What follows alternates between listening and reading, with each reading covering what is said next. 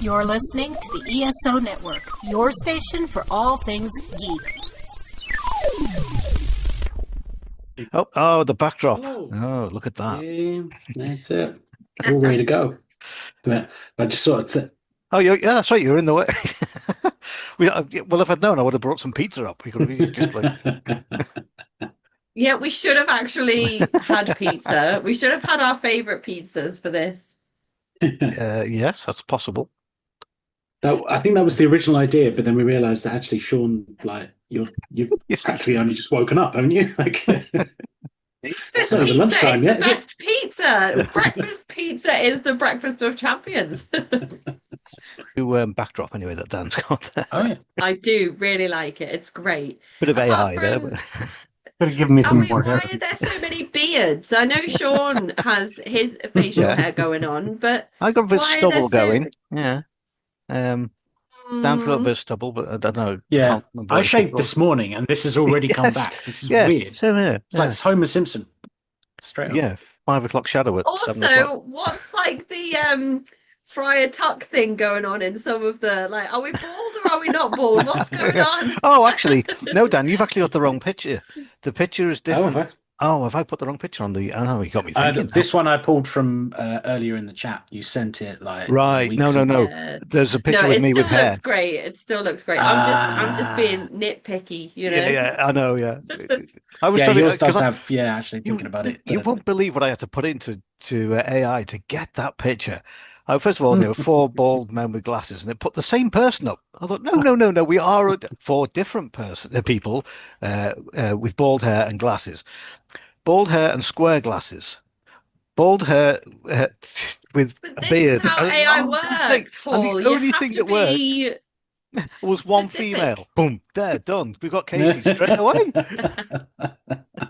4. You have to be super specific. I- You've had a little crash course now in AI prompting. Absolutely. I actually think I had to put in something along the lines of 4 different bald men with glasses, beards, one 60 years old, one 50 years old, one 40 years old, just to try and get them to look different in age. And when you look at it, me and Sean look as though we're father and son, for goodness sake. And I'm the bloody father.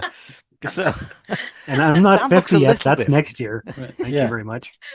Yeah. That's brilliant. oh my word. I'm liking how like the pizza is attached to our chin in this version. Yes. Like, That's Yeah. quite. And poor Sean hasn't got one. It's Podcast. Where is it? because he's far away. We can't deliver that far that quickly. So I know that'd be like an ASMR podcast as well if we were all eating pizza. Just like Yeah. Oh, we did actually start episode 1 to about 10. I think we did have segments, and in between each segment, it was me going. Well, we had a Yeah. complaint, and we straight away, can you get rid of that, please? It's awful. And I went, yes, it is awful. We'll move it out the way. Where's my logos and pics? So the logo now is huge. There's a share button around here somewhere, isn't there? Is that? Are we all seeing that?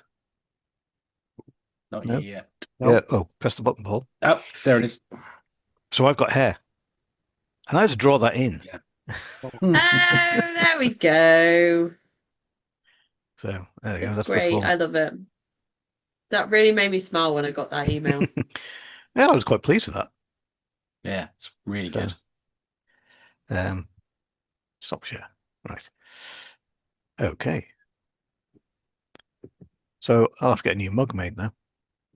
Ah, I was hoping to have got it done really before now, and then we could all have had it on the episode. But that's the way it is.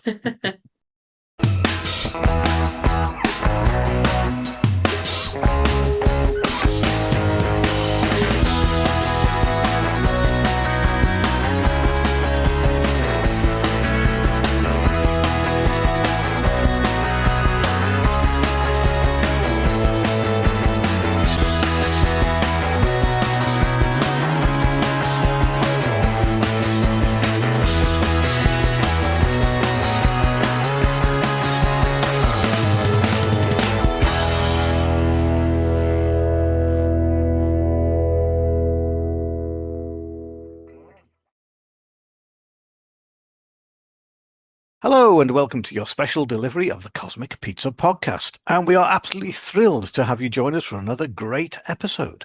I'm Paul from the UK, and as ever, I am accompanied by the awesome delivery team of...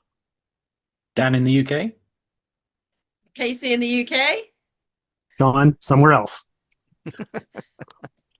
With that accent, it has to be Canada. It is. And we're the show that serves up a slice of life, covering everything from compelling interviews and current events to pop culture and our own quirky life stories. So we have a bit of an announcement because this is episode 100. We have a new logo, which we are sporting, hopefully on the artwork to this podcast. Hopefully people have spotted that. All generated by my AI. And it's out there and hopefully good. And we also have a slightly new podcast feel. We have a new segment which we shall hopefully start with, if we remember, and if we have any, in the beginning of the program, we will start a fun fact, or at least a fact that may or not be factual, but we shall see. This month's Fun Facts. So, as this was my idea, I'll throw out the first one to you in the form of a question. Which country has the longest border with France?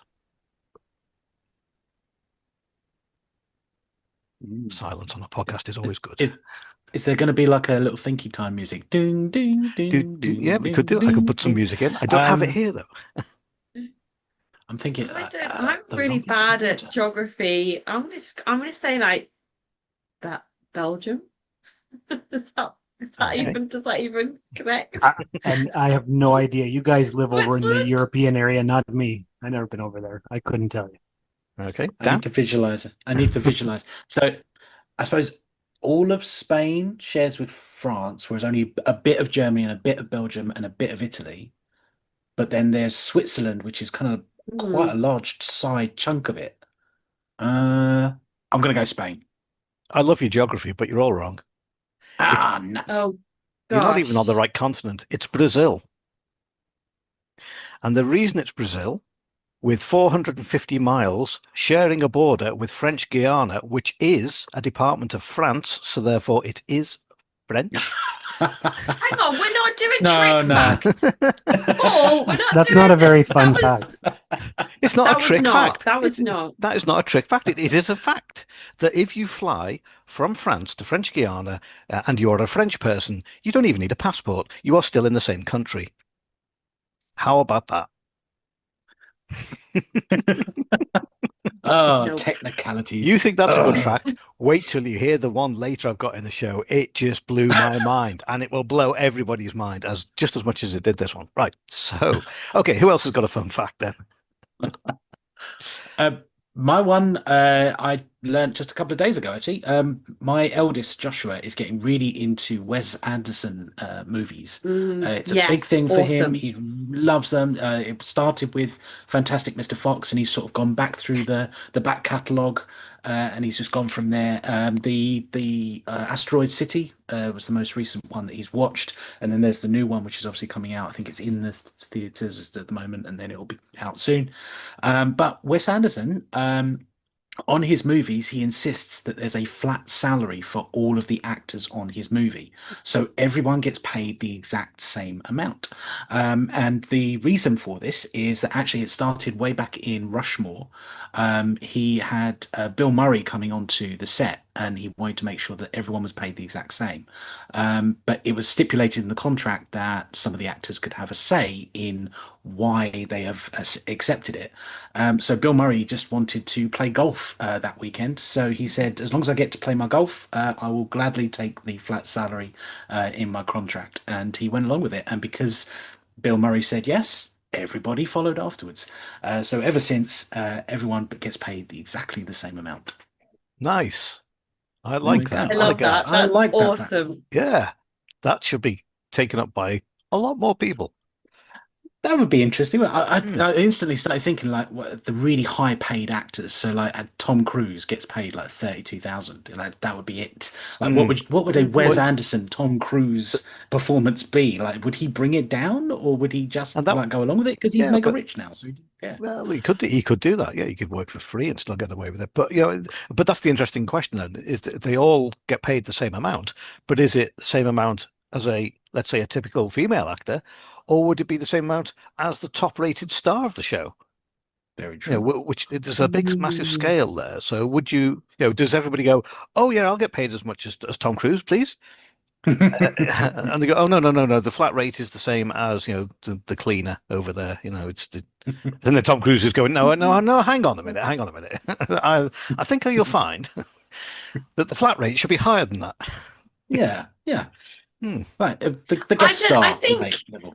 if there's enough artistic merit, then most artists you would like to think would be comfortable with that, especially because Wes Anderson is such an iconic director to work with.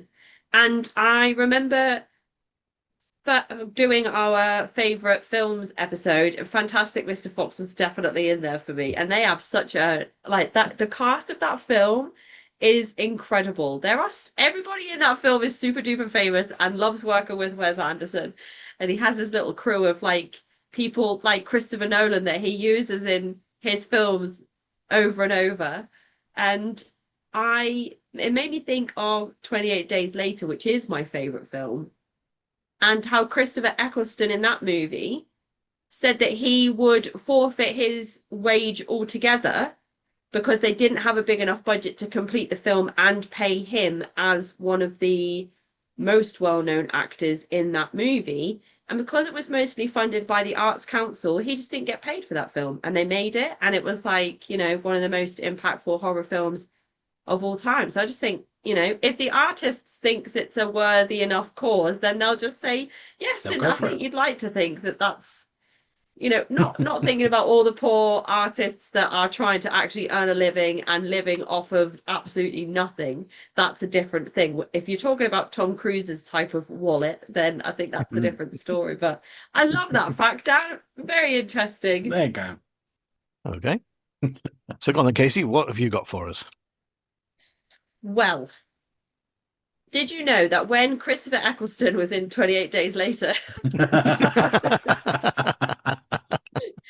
No, I was just going to say something super duper easy. Octopuses have 3 hearts, and 2 of them stop beating when they swim. Oh, Oh, wow. okay. I mean, any kind of physical effort, my heart starts beating when I start swimming as well. So, not that spectacular, is it? I mean, no, that's weird. So what they're redirecting and putting more energy into the I don't swimming? know. They have 3 hearts and 2 stop beating. So maybe one heart's like a super duper swimming heart. I don't know. That's as far as my fact went, Dan. You didn't research this very well, Casey. Next month, be more prepared, please. That's a job for the listeners, to go and fill in the yes. rest of that fact.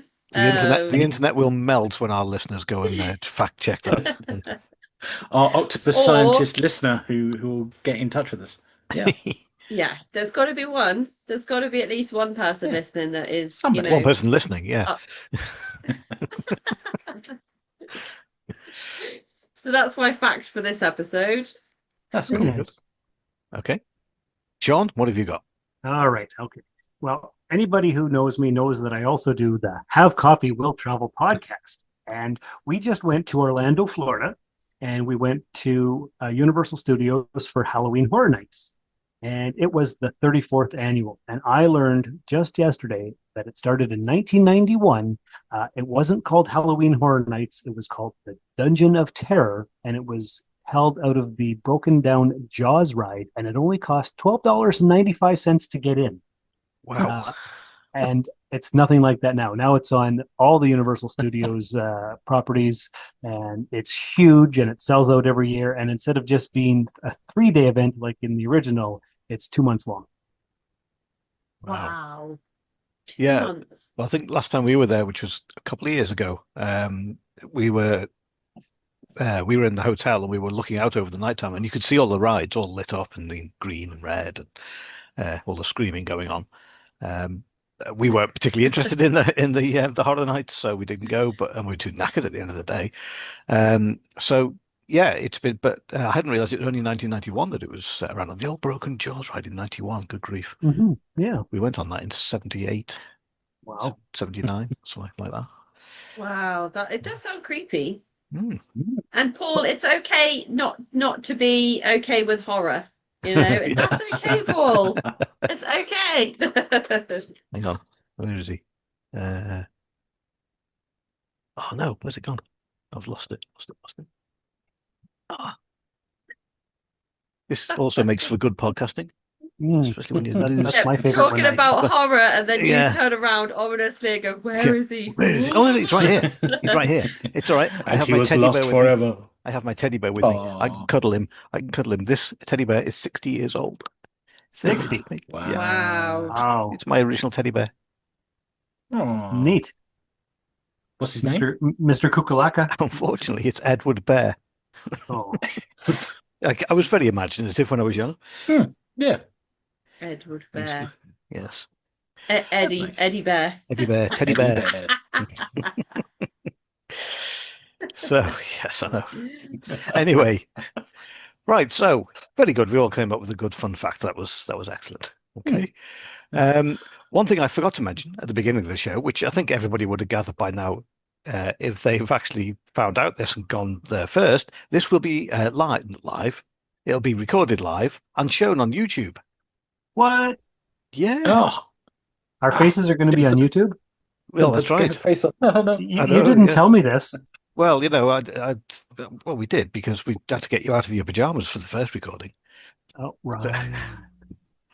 So yeah, it's not good hiding behind that. Good. I didn't even know we had a YouTube channel, Paul. We don't at the moment, but we will by the time I get the editing done. That's fine. Let's talk about putting pressure on myself. There you go. We'll see if I can get one You created. have a month. Yeah, I have a month. Yeah, it may be a lot longer than that, the way things are going. So yes, there you go. So obviously, episode 100, the very thing we hadn't spoken about in over 100 episodes and under 100 episodes. What could that be? I don't know, but it's also written on the back of your head there. You can see. Episode 100, we talk about pizzas. What? We're not supposed to do this. That's when it all implodes and then everything ends. That's it. It was a good one. Yeah, we got new artwork and everything, and then we just stopped. This is true. This is true. The word that must not be spoken. So I thought I would do a little bit of research, only a little bit, just to find out. For example, where was pizza invented? Well, quite obvious, really. It is as it says on the tin. Pizza, well, it wasn't really so much. Well, it wasn't so much invented, more sort of evolved, really. It was drawing inspiration from the traditional topped flatbreads from hundreds of years previous. Pizza was first documented by name in the year 997, obviously in Italy. A text from southern Italy in which the son of a feudal lord pledges 12 pizzas to the local bishop as an annual homage. Well, that's a good homage, that. It 12 pizzas. It doesn't say how big they were. It could have been like little 6-inch things, or they could be a big, stuffed Little crust and everything. Asda special, the frozen ones you get in Iceland. As we used to personally, get back in the day. Yeah. The pizza as we know it today emerged in 18th century Naples. The city was experiencing a surge of peasants from the countryside, and its economy couldn't keep up with all the mouths to feed. The poverty-stricken folks, known as the Lazzaroni, needed something cheap and easy to eat. One solution: pizzas from street vendors who priced and sliced. Now I can't take that out of the video. Who priced and sized slices according to a customer's budget. There you go. You really have shot yourself in the foot. I going really for the have. YouTube. I really have. Sometimes the toppings were as simple as garlic and salt, but they could also include cheese, basil, and occasionally tomatoes. The pizza margherita, the most famous modern pizza, the pizza margherita, was created in 1889 to honor Queen Margherita of Savoy, using tomatoes, mozzarella, and basil to represent the Italian flag. She was presented with a number of them. She picked that one because she liked that the best. So there you go. It's a brief history of pizzas. That's wild. So it took almost 1,000 years to get from. That can't be Flatbread. right. Someone's plagiarized here and taken credit for making the margarita pizza 1,000 years after the first known pizza. That can't be That's right. Well, pizza, it's basically a pie, and pizzas were done, with flatbreads, with cheese and tomato, whatever you like on top of it. They've been around for a long time. I mean, really, basically, that pizza, the margherita pizza, had been around for a while. It was one That's of the. what I'm saying. But to be named, to have it named, otherwise it was just pizza with tomato and basil, please. Now it's pizza margherita, please. It's it's a name. Ooh.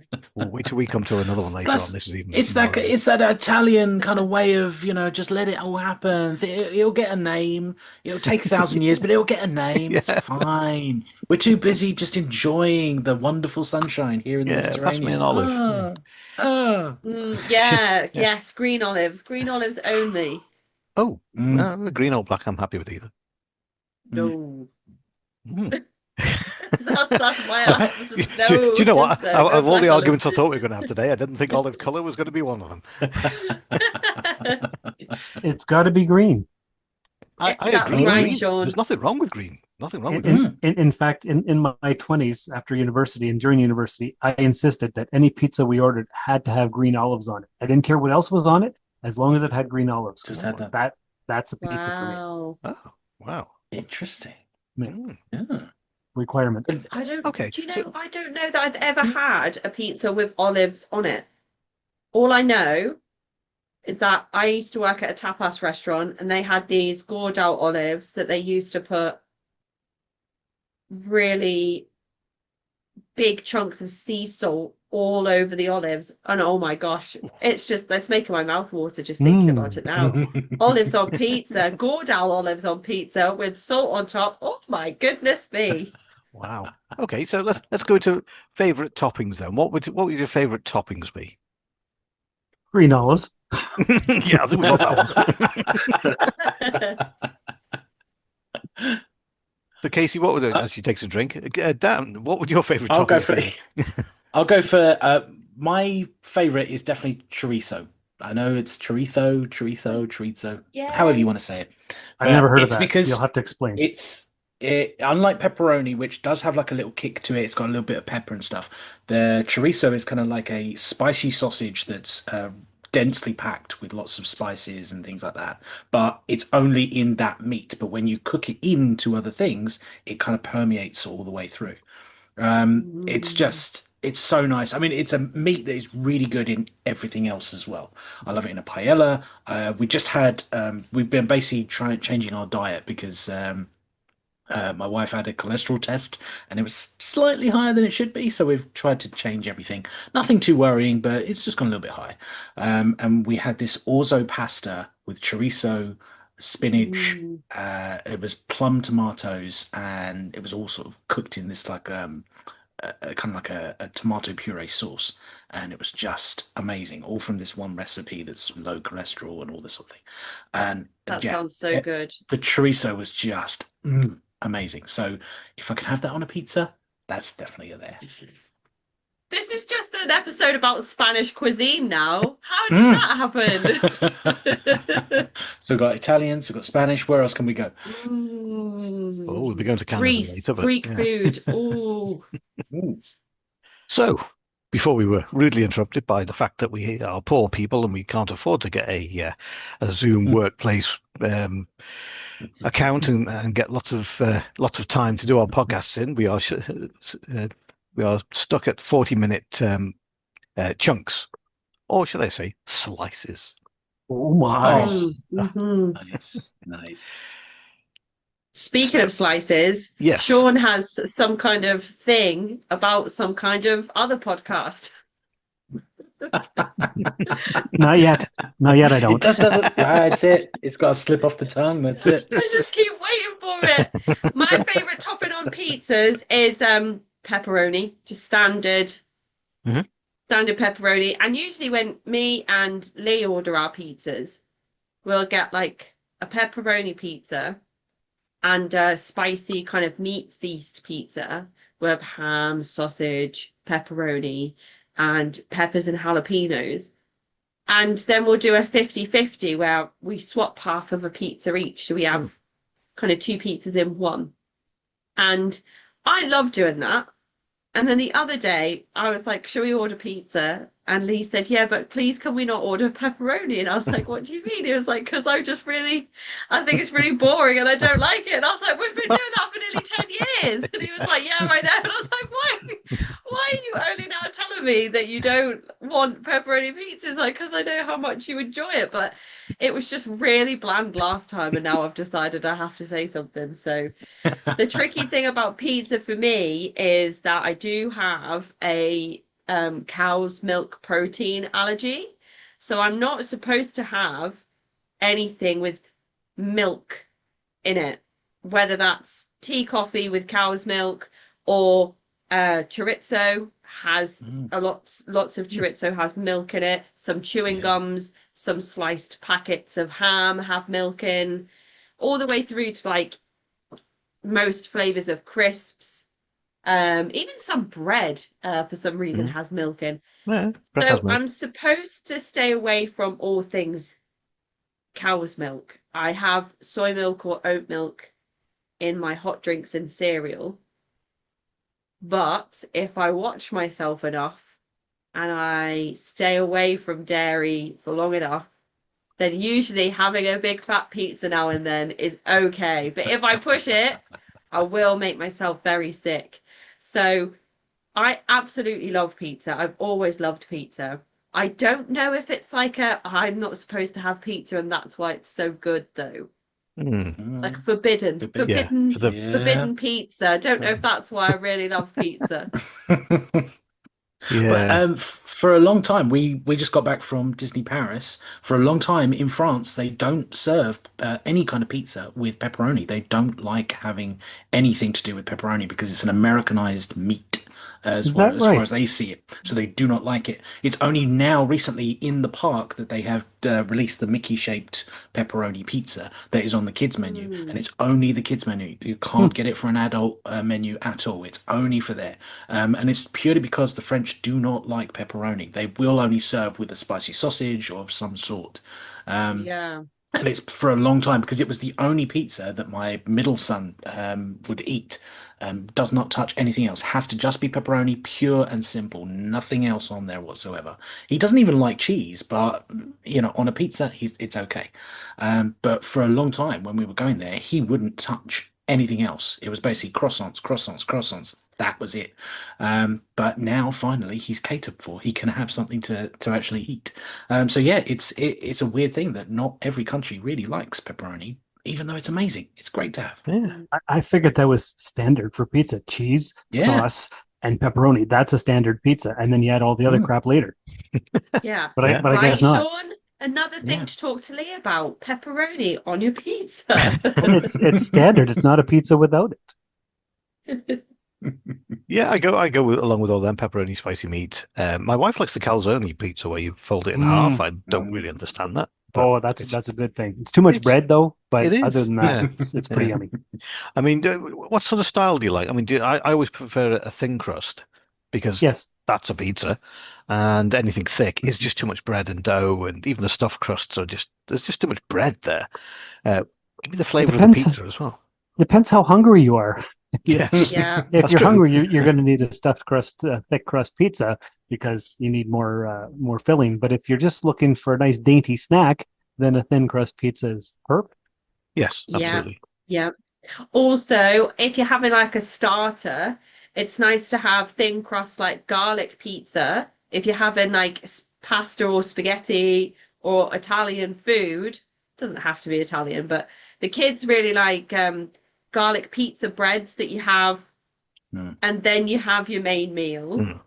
So I think it depends if you're having it as like a appetizer or a main. Yeah. And also, if you've got some good dip in the sauces, then I don't think it matters how bready the pizza is. If you've got some good sauce to be dipping those crusts into, then I think Yeah. that's okay. Ah, no, But if I've got a thick slice or a big slice of pizza, I like to fold it over and almost like make mini calzones out of slices of pizza anyway.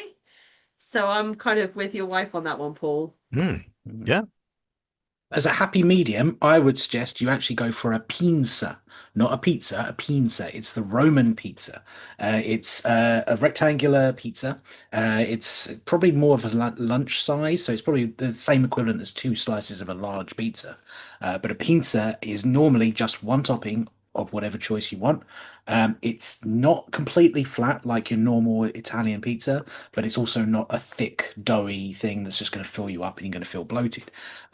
We had some when we went to Rome, and we had our first room service with a pizza.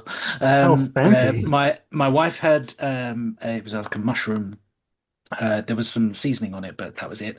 And then I had anchovy, which I do love, and I cannot for the life of me get proper anchovies. But it was an anchovy pinza. So if you don't like too much dough, definitely something to go for.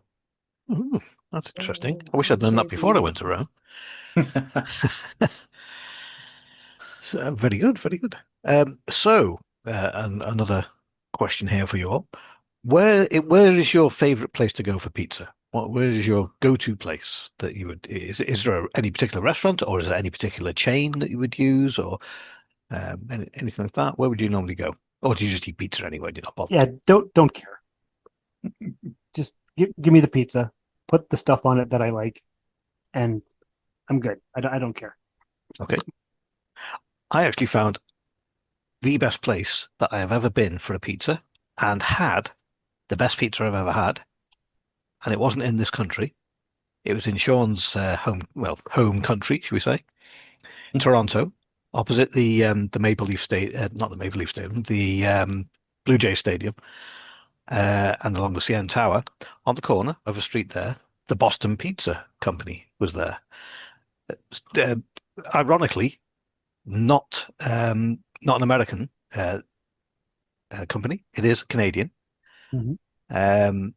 So the first Boston Pizza opened in Edmonton, Alberta, by a Greek immigrant.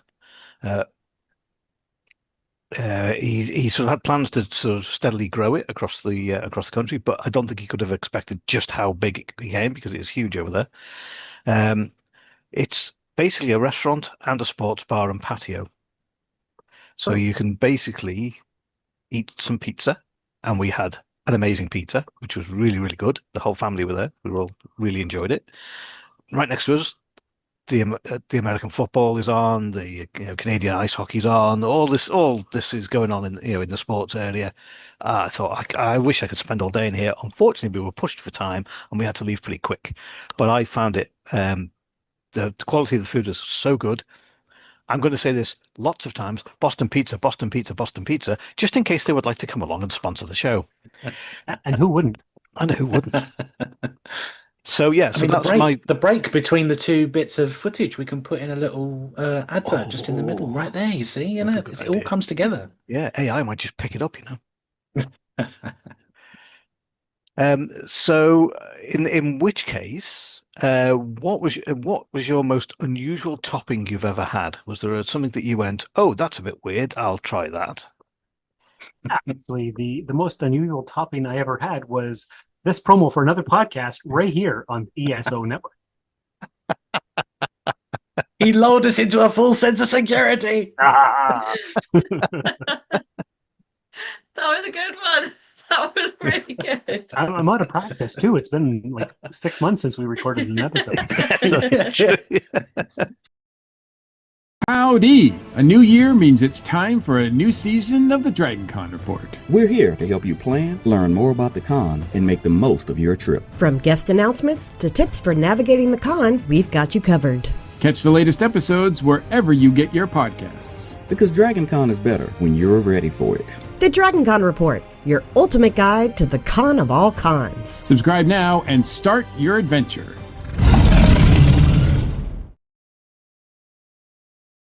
I went over to Corfu, in Greece for my one and only family holiday when I was 12 years old.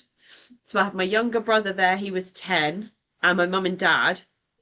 We were staying in this beautiful resort that had like, it didn't have hotel buildings, but it had like little chalets and you like tiny little bungalow houses. And they're all down these little, it was kind of like a caravan park, but they weren't static caravans. They were just like little bungalow buildings, really cute. And there was a pool and there was an entertainment area and everything. And then there was a big gate that opened up onto the beach. So you had everything you needed in this one place. But one of the nights we decided to walk down the road from where we were staying and check out one of the local restaurants. And they had pizzas, which was the only recognizable food for me as a 12-year-old child that I wanted to eat. The rest of it was like kebabs and stuff, and I was like, yuck, gross. Now I'd be like, let me just try one of everything. And I had a swordfish pizza. And it was really, really tasty. I've always loved fish. I've always been keen on seafood. And yeah, it was great. And 12-year-old me loved it. And, 32-year-old me still appreciates it. So that's the weirdest topping I've ever had on a pizza.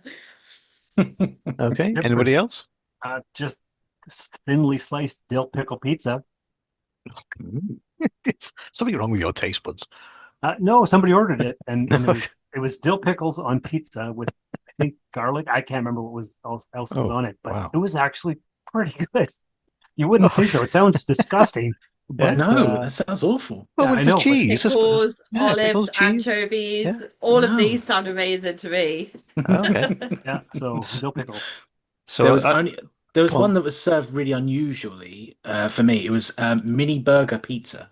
So it was these little tiny burger patties with a slice of American cheese on top of each slice. So as it was cut into eights, and it was just one singular mini slider burger on top of a pizza. It was at a party. It was a long time ago, but it was just a very unusual thing to do. You either have a burger or you have a pizza. Putting the two together just didn't make any sense. And it was just very hard to hold because obviously the weight was all in the center. So it just kept falling down every time you tried to pick it up. And the really flimsy corner bit, it just wouldn't meet your mouth. It was just the burger literally slid into your mouth. It was very, very strange. You're an uncouth person. You didn't knife and fork. Speaking of strange, I'll tell you something strange. When we were at Halloween Horror Nights, both Leah and her son ordered pizza, but it had spaghetti and meatballs on it. Oh, what? Meatballs, yes. Spaghetti. Yeah, no, it was like they had a piece of pizza and they took a dollop of spaghetti meatballs and slopped it on top, and they were trying to eat it. I could. It looked so disgusting. But no, they said it was good. I get having a slice of bread to mop up, if you've got really tasty pasta sauce or something. I get that. So maybe if you did it the other way around, I don't know, eat the spaghetti and meatballs and then have a slice of pizza. Yeah. But I can't imagine trying to do it the other way around. It was what was it? It was pepperoni pizza with spaghetti meatballs on it, and I couldn't even look at it. Oh, Sean. Inside a calzone, that would make sense because it'd be like a calzone pizza Cornish pasty. You could just cut it in half and then just eat it. But that doesn't make any sense. Yeah. No, I'm still kind of sick thinking about it. Well, wow. It's horror themed, isn't it? It's spooky, it's scary. Maybe that's what they were going for. Yes, it was very scary. You know what I came up with? I don't know if you're done with your questions there, Paul, but I was thinking about pizza and pop culture since we're a pop culture podcast, and I was thinking Teenage Mutant Ninja Turtles. But is there any other examples of pizza in pop culture? And I've got here a list of the most iconic pizza moments in pop culture. Are you guys ready? Yeah, go for it. Okay. 1977, Saturday Night Fever. John Travolta's Tony Manero makes eating pizza cool by stacking two slices together while strutting down the street. Suddenly, pizza isn't just food, it's attitude. Yes. And then, of course, the 1980s is the Turtles. This is the era when pizza went from beloved food to full-blown pop culture icon. The Turtles turned gooey, cheesy pizza into their trademark obsession, complete with bizarre topping combinations. Then in 1990, Home Alone, Kevin McAllister, I can't speak. Kevin McAllister's legendary line, "A lovely cheese pizza just for me," cemented pizza as the ultimate comfort food and independence meal. Still quoted today whenever someone guards their pizza. 1995, Toy Story's Pizza Planet. Pixar gave us one of the most famous fictional restaurants of all time, Pizza Planet, a space-themed arcade and pizzeria that's appeared in multiple Pixar films since. In 1999, we have Futurama. We meet Fry as a down-on-his-luck pizza delivery guy at Panucci's Pizza. That delivery job is what leads to his accidental cryogenic freezing, setting up the whole series. Then we've got 2000's Friends and Joey Tribbiani. Joey cemented himself as pizza's biggest fan on TV. His love of pizza and refusal to share food made him one of the most relatable pizza lovers in sitcom history. And then, of course, we get back to Halloween Horror Nights, which was one of the shows. Five Nights at Freddy's was one of the horror houses. Pizza got creepy in this horror video game phenomena set in a family pizza restaurant where animatronics come alive at night. Suddenly, pizza was both nostalgic and terrifying. And then they give us 3 honorable mentions. Scooby and Shaggy's Endless Pizza Feasts, Garfield sneaking in slices between lasagna binges. There you go. And the Sims making pizza delivery a household necessity. That's very true. Brilliant. Yeah, that's an excellent summary of that. So that's pizza and pop culture. Yeah. It's always been there, hasn't it? It's always been somewhere in a film. Because I mean, basically, it's a comfort thing. It defines character traits. I mean, it's like I say, memorable scenes and all that type of thing. It's often depicting as like casual dining, basically, and humanizing characters and making them seem more reliable, I suppose, and especially sitcoms, like you say, Friends. Yeah, I would say, Paul, not reliable, but also relatable, because if you're looking at the history of pizza and how that was used with people with lower incomes and less access to food, I'd say pizza is more for like the working class person, because when you're watching things about the royal family, they're not really talking about their favorite pizzas and what toppings they want. I feel like it's more relatable to people that are grounded in reality and living life like, not the top 1%. Yeah, well, we were going to invite Prince Harry on, but he just couldn't make it. And then we went through the whole raft there, the big black book of all the royal family contact numbers. They just wouldn't do it. So they were having a family pizza party. You can trust a person who likes pizza.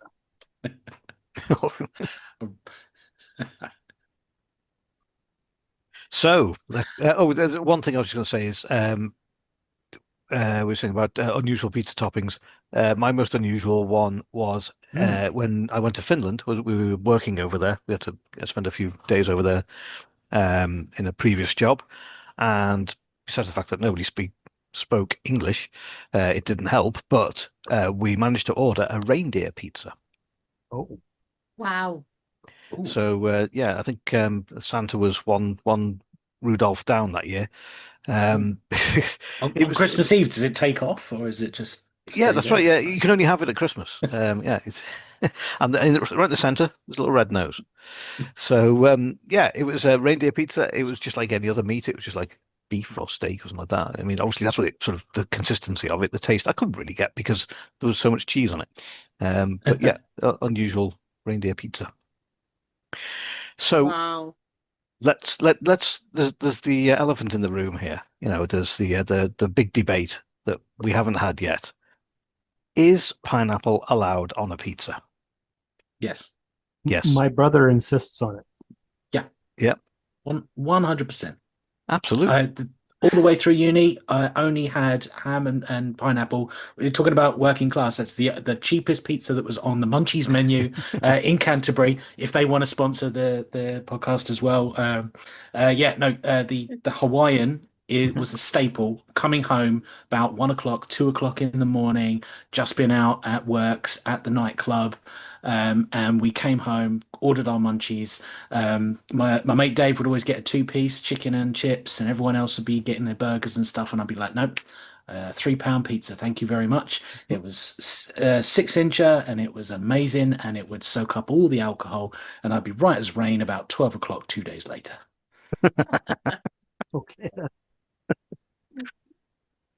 Yeah, I mean, coming from a person who loves Chinese food, then sweet and sour is a flavor that you get used to. So you like the sweet and the sour of the combination of pineapple and some sort of ham or spicy meat or whatever, or bacon, anything like that. It's really good. And if anybody starts shouting saying, "Hey, you're putting fruit on a pizza," what the hell do you think a tomato is? Tomato? Come on, people. It's Tomato. right It's there. a fruit. It's a fruit. Intelligence is knowing that tomato is a fruit. Another one Common of Paul's sense is not trick putting custard on it. questions. Yeah, it's from French Guiana. It's a different kind of thing. Go on. Well, pineapple on pizza for me. I never minded pineapple on pizza. Pizza, like, I just agree with Sean. Pizza is pizza. Give me pizza. I just want to eat pizza all day, every day, especially forbidden pizza. But when I met Lee, he loves everything spicy, super duper spicy, everything. Which is funny because as we get older, he can't actually handle spice as much anymore. But I started to have lots of spice in my food where I hadn't really before.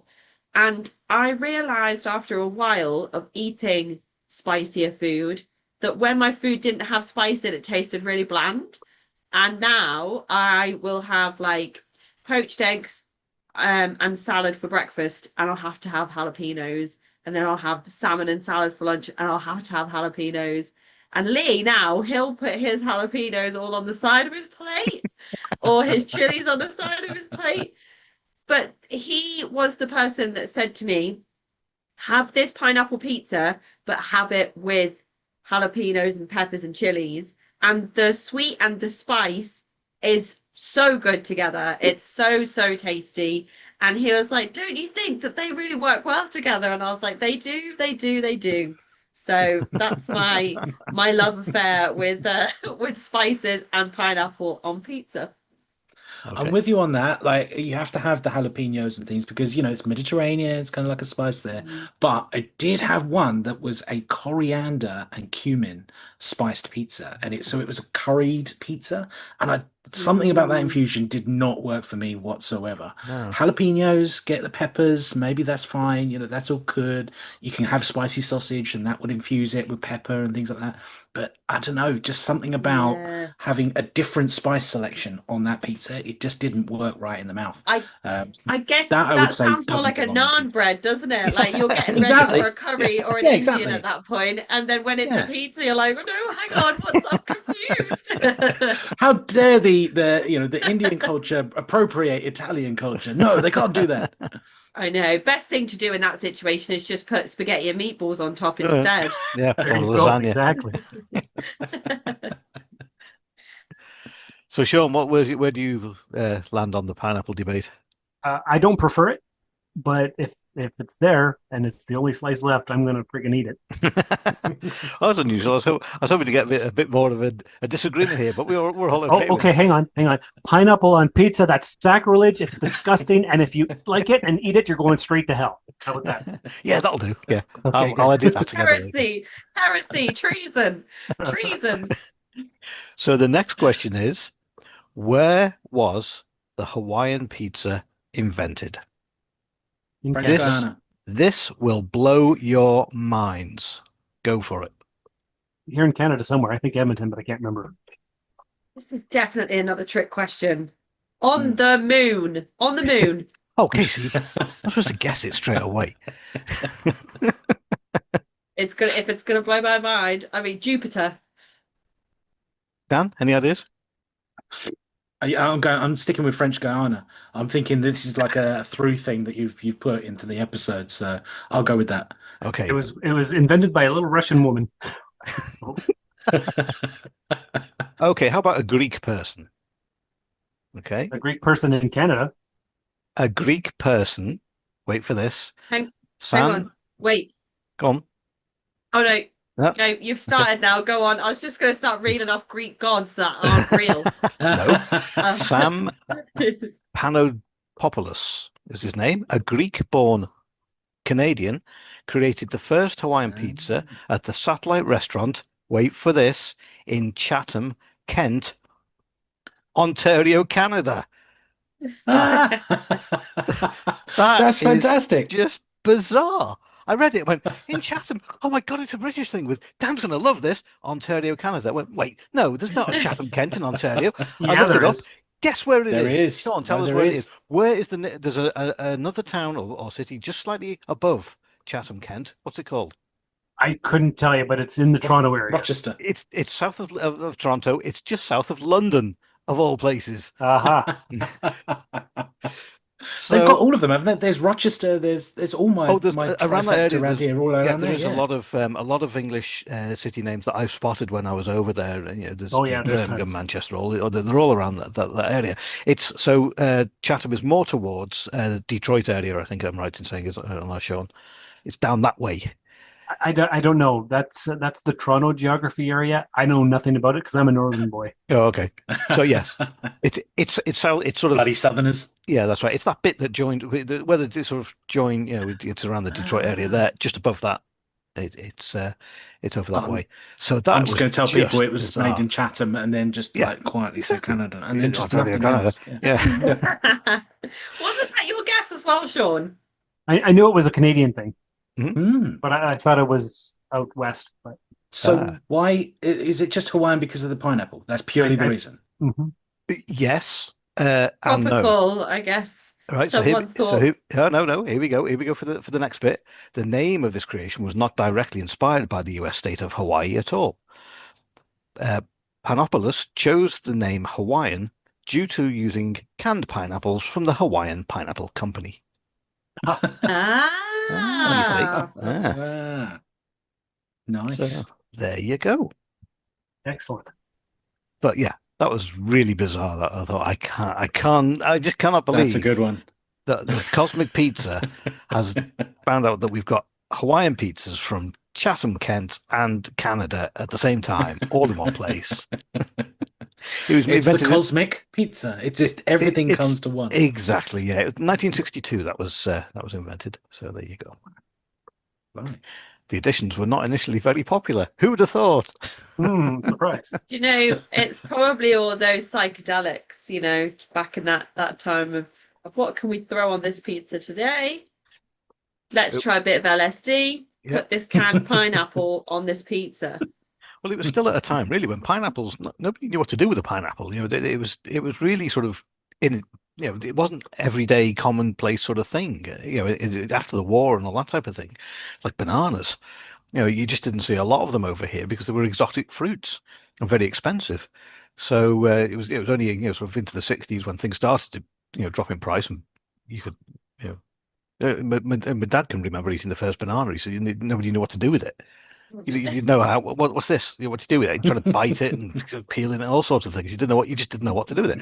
It's the same with pineapple, but also the same with pizzas.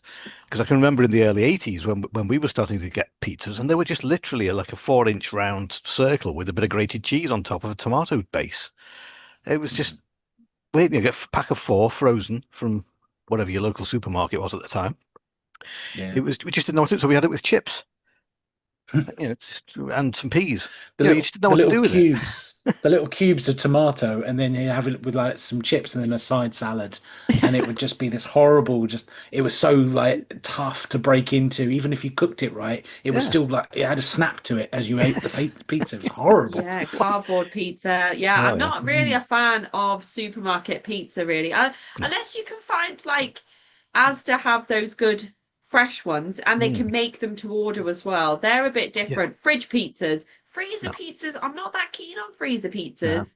I either like to get them delivered, order them at a restaurant, or get them from the fridge in the supermarket. I'm not very keen on freezer Yeah, pizza. the freezer ones Frozen- we used to find that. Sorry, Sean, but we used to find that Yeah. when we put them in the oven, it would cook around the outside. The middle bit would still be cold.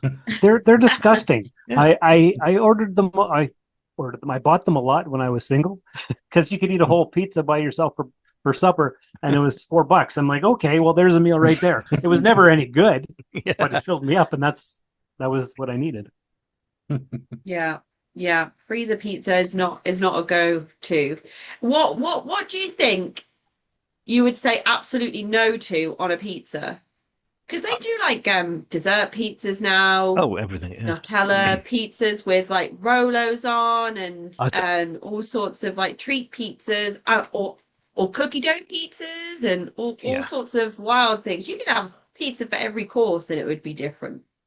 Yeah, I would stop. Spaghetti and meatballs. Okay, yeah, spaghetti and meatball. Yeah. Yeah, that's a definite no. No, I mean certainly, yeah, no sweet pizzas. I can understand them if you don't put the tomato sauce on, and then maybe that's okay. Then you're getting bread with some sort of, like you say, Nutella is not so bad on maybe on a pizza base. It's a slightly sweet pizza base as well. I can understand it. I wouldn't go for it. I wouldn't go for any sort of sweet dessert on a pizza. To me, that's not right. It's always been that's just me being traditionalist or old. I don't know. When my wife and I were first dating, we went to a local. In fact, it's more local to Casey now, but it's the pub with almost the longest name in Britain, the Argyll and Sutherland Highlanders. They used to do a pizza night, and we went along one night, and we had I don't know whether it was an all-day breakfast one, but it had a fried egg in it, and we looked at it and thought the fried egg looks a bit runny, but okay. So we ate it, and the next day we were ill. We were sick as dogs, and the egg obviously was not cooked properly, and so it destroyed. So that just put us off. Well, that place for a long time. I don't think we've ever been back, to be honest. But it was not a good experience. So I don't like chicken on a pizza. I don't know why. No. I've had it. It's not bad. If it's cooked right and with the right spices and the right things that go with it. Yeah, absolutely. I think chicken's a bit dry for me, so I would think- go more with the, like say, the spicy meats and that sort of thing. I think rotisserie chicken works better on pizza than like strips or cubes of chicken, if you know what I mean. Definitely. Stripped chicken, I don't know. Somebody once offered me a pizza with durian fruit on it. Ooh, how do you even get close to that to eat it? What's it called? Durian fruit or is it vomit fruit? It's also known as. It smells like the sewers. Oh, it tastes really nice. But it tastes really nice. Yeah, it's like it's a protective measure of the fruit that it has this unappealing, really kind of repellent smell. We have a video somewhere. You know, of my like dad trying to eat one. toxic or carnivorous plants have like a really sweet, appealing smell, so that like insects will land inside them. The durian fruit is the opposite, where it's like, that smells so bad, don't come near me. But it's really, really tasty. I think it's found in Malaysia, Singapore, Southeast Asian countries. Yeah, where a lot of the conservation work around orangutan environments has taken place. My friend was over there doing, I think it was with Borneo. She was over in one of these places where they're trying to build new habitats for orangutans who are having their homes taken away for palm oil and deforestation. And she brought home a load of durian fruits and made a durian fruit pizza out of this vomit fruit. And it smelled so bad. It didn't smell too bad. I mean, I could smell it, but when she cut it open, that was like a whole other thing. And I said, you need to be careful having these in your like flat, because somebody is going to call the police for a welfare check thinking that you've passed away up here. It was so bad. It is. But I kind of regret not trying it now. There is a well, it was that long ago. It was a cine film, but we obviously put it into video of my dad for the first time we were in Singapore at the time, and he cracked one of these open, and his friend said, "Yeah, I'll have a go with this," and he cracked it open, and he's going, "Oh!" and he goes, "No, eat it. It's really good. It's really good." So he picks it up, and he's going, and he's like trying not to throw up as he's trying to eat it. He says the stink is unbelievable. He says, but once he ate it, it was really nice. But he said he'd never go anywhere near it again. It was just awful. Oof, Ugh. no. Yeah. I think on that thing, I think blue vein cheese blue vein cheese on a pizza would be my thing. Just that horrible kind of smells like death kind of cheese. Just having that on a pizza that would just send the tongue in the wrong direction. It's similar to the coriander spice and all the stuff. It just shouldn't be there. It's a wrong. It's on a cracker. You can have it with a tea and things like that, and you can have it on a cheese board. But putting it on a pizza, nah, nothing like that. And lychees as well. I've seen people with the lychee things on pizza. Again, Ooh. doesn't Yeah, it's the work. texture of those. They remind me of Yeah. those little like what are they called? The little jellyfish. Oh, I can't remember yeah, what they're called, but they're just the little tiny little circle blobfish, ones. Yeah. blobfish that like wash up on the beach. That's what Mm. lychees make me think of. And the aftertaste is like you've just taken a mouth of potpourri and there's just nothing left. It's just ugh. Does anybody else have any anecdotes or stories or funny things or anything about pizzas? You've got one thing about pizza that always makes me laugh. I think it was it was mine and Lee's second date, I think. And he took me to a pizza restaurant and he said, "This is great pizza. They cook it all fresh." It was on Bold Street in Liverpool. So it was kind of like not a chain restaurant, but like a smaller, kind of more intimate type of restaurant. And when they bring when they bring you your pizza, it's just a whole pizza. And you have to cut it with your knife and fork. So you have a really sharp knife. It's not like a steak knife or a cutting knife. It's just kind of like a more serrated, typical knife and fork set. And I'm left-handed and I'm absolutely terrible at using scissors, at writing. It just goes up my arm. Is anyone else left-handed? Nope. Okay, right. So the struggle is mine right now and mine alone. Left-handed, I'm rubbish at everything. So I'm trying to like act all cool in front of Lee. I'm like a cool girl. Yeah. Then this pizza gets put down in front of me and I'm so stressed out. He's there cutting his pizza into neat little slices. And he's like, "Oh, don't you want to try your pizza?" And I was like, "Yeah, I'm just waiting for it to cool down a bit." And as soon as I started cutting into this thing, the toppings were just getting scraped all the way up the pizza. The pizza slices were like diamond shaped, honestly, ask him about it in work, and he will laugh, Paul. It was atrocious.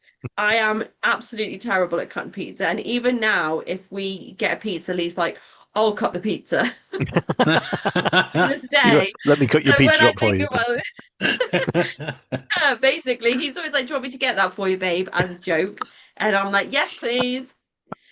To this, yeah, it just makes me laugh thinking about that. But I was so stressed on that second date trying to play it cool and act really like, and there's me like a toddler, I can't even cut pizza.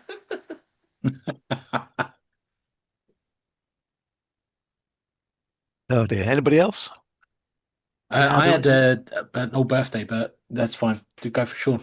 No, I was just going to say there was this one time I was hanging out with a couple of guys online. And I said, "Let's do a pizza podcast and never talk about pizza." Oh gosh, Sean. That sounds like that could work out. Maybe. I'm still not sure, but here we are.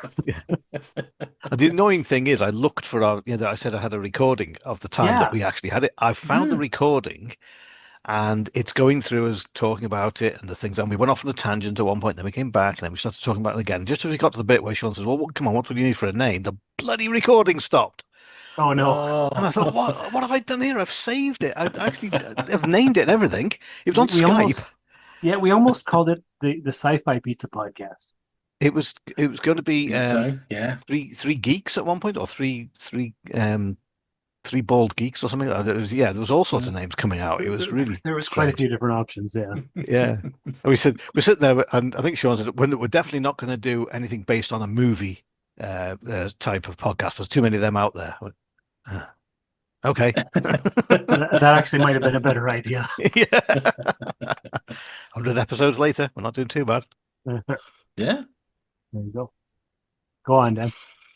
And I just had a birthday thing. When Paul was mentioning that sort of pizzas sort of took off in the 80s, we finally got a Pizza Hut in Dartford, where I grew up, and we hadn't really had one. It was you had to really go far out to get anywhere. You had to really drive down to the valleys and all that sort of stuff. Um, So we finally got one in Dartford. It was big news. Everyone was there. They always went to it. It was my birthday was coming up quite close to that point, and it was in the summer. So we went there. We went to the Pizza Hut. It was a brand new experience for us. Having all the slices of pizza. You could go up with your plate and help yourself and all the stuff. You had the a la carte menu, so you could get all the extras and stuff like that. All the little dried fried onion bits with all the salad and stuff. I loved it. But of course, the best memory of Pizza Hut has absolutely nothing to do with pizza. It has to do with the best bit that came at the end, which was the ice cream machine. You got your bowl, you got your Mr. Whippy ice cream, you got your Smarties and all your other sweets, and you just left that bowl and pulled the handle down, and it just circled and swirled, and you just competed with all your friends on who could get the highest bowl. And there's just this sloppy mess of ice cream as you're steadily working your way back to the little booth, which is on the other side of the restaurant, which is a huge restaurant. Sadly, that one has closed down and moved on and everything like that. But I will always remember having the massive bowl of ice cream as the treat after pizza. So it's not really a pizza story; it's an ice cream story. Maybe that'll be Well, episode 200. Hey, that's a good idea. Do you folks have Dairy Queen over there? I'm No, not that I'm No. aware of, no. Okay, no, that's a burger and ice cream joint over here, Mhm. and they You have took us something there. called. Okay, well, good for me. Treats a pizza. They have dessert pizzas there. Oh, Speaking of ice cream in Oh. the shape of a pizza. wow. I'm Yeah, supposed to be the non-dairy queen, but I don't stick to that as much as I should. But we just had a Wendy's open up here, Yes. Woo! Mm. Wendy's. and I can actually confirm that Pizza Hut is still exactly the same as you just described it, Dan. The kids, Ah. Lee finishes work early on a Friday and picks the kids up from school, and the three of them always go out for dinner on a Friday together because he misses them a lot during the week when he's at work. So it's nice that they have that time, just the three of them. And Lee lets them choose, as long as they agree, where they're going to go for dinner. So McDonald's, KFC, Pizza Hut. When they go to Pizza Hut, June, 4 years old, marches in, table for three, please. And then they get their table for three. And then they order their pizza and they get their salad bowls and they're filling up their salad on their own. And they're having their pizza. And then they are absolutely going to town in the ice cream bar at the end of their meal. Yeah. And the refillable drinks. They do enjoy that as well. They do enjoy that. But there's lots of chocolate sauce, lots of sprinkles, and absolutely lots of Mr. Whippy ice cream. So I guess the formula works and they just haven't changed it. Yes, Yeah. absolutely. That's it. They need to change it in Cheshire Road because it's bloody awful there. Yeah, that's the one they go to. Yeah, just the last time we went there, it was just a really bad experience. And we went there because we were getting the 2-for-1 on the promotion for meerkats and all that. And we got there, and of course, we get to the end of the meal, and then he goes, "Oh no, I haven't put the thing of 2-for-1." So she went up to see if she could get it sorted out, and the guy couldn't do it, so he gave us a voucher for like 50% off the next meal we came. I thought, no, I'm not coming back. It's bloody awful, this place. I didn't even eat pizza. It's just how bad it was. I looked at it, and went, no, I'll go for the macaroni cheese, and that was microwaved. So so we said, and then we realized that we could get the ice cream. I said, well, let's have a dessert. We'll use the 50% off the dessert. So we did that. And I was the same. Get as much as you could into the thing. Well, I came out of there round. And I was groaning with the amount of ice cream because we got to see a film. So we went off to see the movie, and then blow me, flipping. I just God, I've eaten too much ice cream. I just felt like a real kid. Just Falling asleep. too much. Yeah. I'm too full. I need to nap. Oh, very good. So I think that's the end of it. I think we've killed the pizzas as much as we can, and we'll leave the pizza discussion for another 100 episodes. Episode 100. What a brilliant achievement. It's not bad. I mean, I think the last time me and Sean did a podcast together, it was about 42 episodes. I think we stopped on that before we started doing this one. I did Sci-Fi Waffle, which I can't remember. Sorry, that was Sci-Fi Waffle. That was we did 40 episodes on that. Yeah. But I'd come from the 10 Forward podcast, and that I got up to 215 before Dan killed it, I think. Yep. Murderer. Yes. I We did all run one out of episode, and then suddenly everyone pisses off. Okay, yeah. I realised how good he was. What I just wanted it for myself. what about Temporal Trek, Dan? How's that coming along? Yeah, Temple Trek. It's stuck in a time loop. It's stuck been in there for about 2022, isn't it? 2.5 years now. But it will come back. I have unedited episodes. I have content that is just sitting there on the thing. Just don't have the time to do it. But I will eventually get back to Temple Trek, and I will get my co-host Dan, the other Dan, to join me.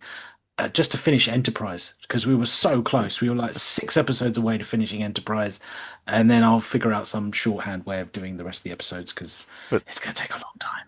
You've then got to go back to Strange New Worlds. Yeah. Well, that was still in our future. I think so we're okay for that. What you should do is just wait until they finished filming all the Star Treks, and then do all a of it. retrospective. Yeah. Go with that. I'll be back in 1,000 years when they've renamed all the pizzas. Yeah. Okay, then fair enough. Yeah. And who on here is going to buy the Star Trek Lego set? I certainly am. I would love to. I'm going to, no matter what. I've been waiting 30 years for this. So. Oh, yeah, Dan, you could remortgage your house, and then you'll be able to afford it. That's true. Oh, yes. All right. I will make a note of that. Remortgage. Get new Lego set. Lego. Reason for remortgage. Are you doing anything? You put in the garden? Yeah, just Lego. Just Lego. Yeah, it's Lego and Star Trek have teamed up, and they're going to come up with 100 different sets. So, hello, I need money. Yeah. Yes, they will. Excellent. I mean, I'm just lucky that my kids haven't really discovered expensive hobbies yet. Riley has his Nintendo Switch, but we got that off of a family member for £100. That was a bargain. And he's very happy with like super cheap £10 games. He always says, "Oh, Mummy, I really want Kirby." And that's like 50 quid still. And I'm like, "Oh, what about this one? Look, SpongeBob SquarePants Underwater Adventure." And he's like, "Oh, yeah, that looks great." And then it's like a 2-hour-long game.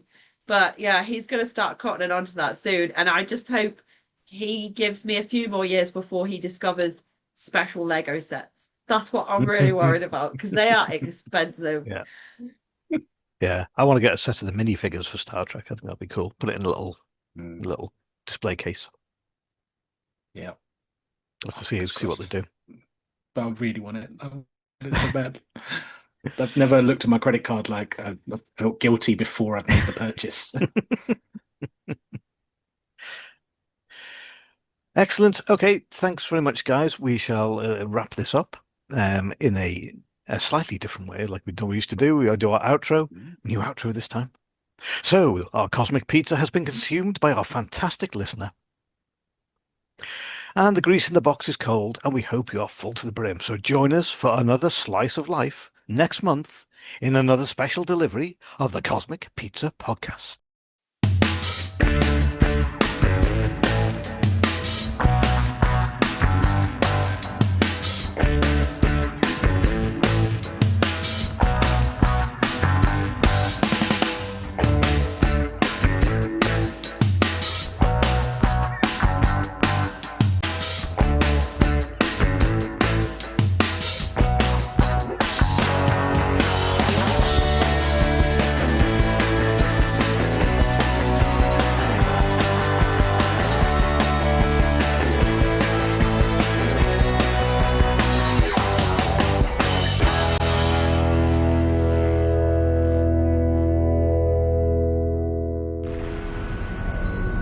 This has been a broadcast of the ESO Network.